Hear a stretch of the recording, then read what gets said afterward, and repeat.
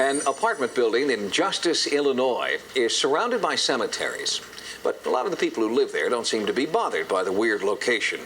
The building's proximity to so many grave sites didn't used to bother Valerie Kalecki either, until she started seeing someone lurking in the shadows.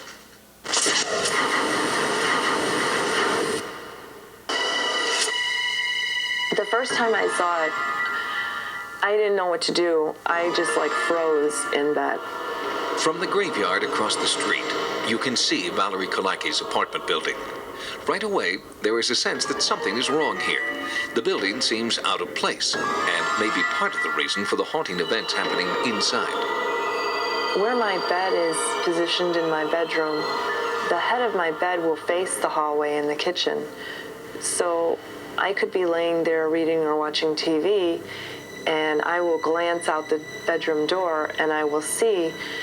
The only way I can describe it is a shadow. It's just the build of a tall, sculptured male. I really don't know how to explain it. Dale Kaczmarek is the founder and president of the Ghost Research Society.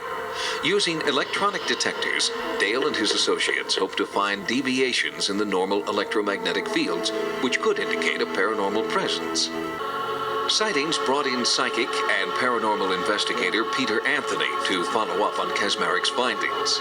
Peter claims to have the ability to communicate with the dead, and in fact, he was drawn to the same hotspots that had been detected before his arrival. He immediately descended into the basement laundry room. This is where it's the strongest. One of the ladies that live in the building, she is #1 skeptic.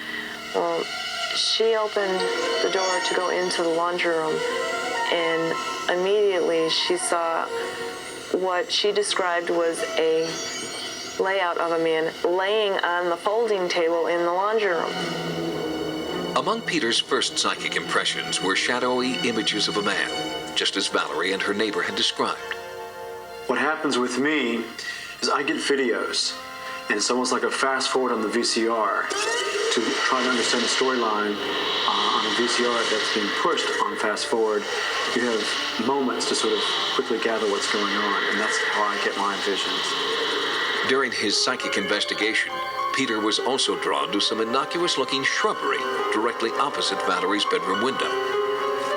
And this is where I'm picking up child. It's almost as though there's something in the very back. I don't know what I'm getting. I sense a small figure of some sort here. Peter sat on an old bench nearby. Psychic impressions were replaying in his mind. There's a lot of sadness right here. A lot of sadness. And it's interesting.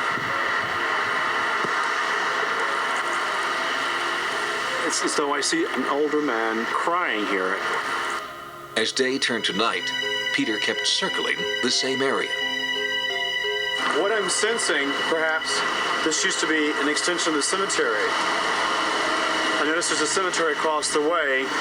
Maybe this is why this man is sitting at the bench crying. He felt the source of the haunting was very near.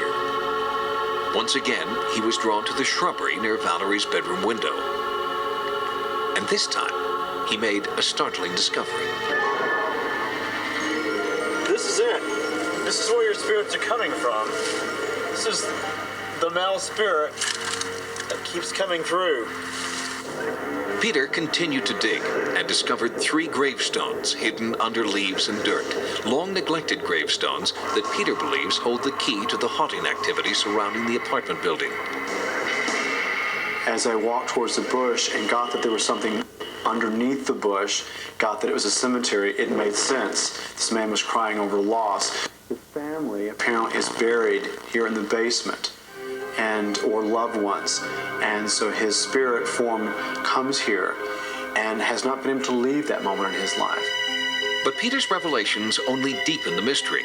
There is no record of a graveyard ever existing on this property. There may be other gravestones just outside these windows on the property, or even closer than the ones that we know about. So I believe this all ties in together. His connection with Valerie is that her illness reminds him of his feelings towards his family. He almost is acting as though he's watching over her or as a protector. It's nothing evil, anything evil. It's just almost like a fatherly or brotherly love. I don't believe that whatever is here is harmful in any way, because if it was, by now it would have shown itself.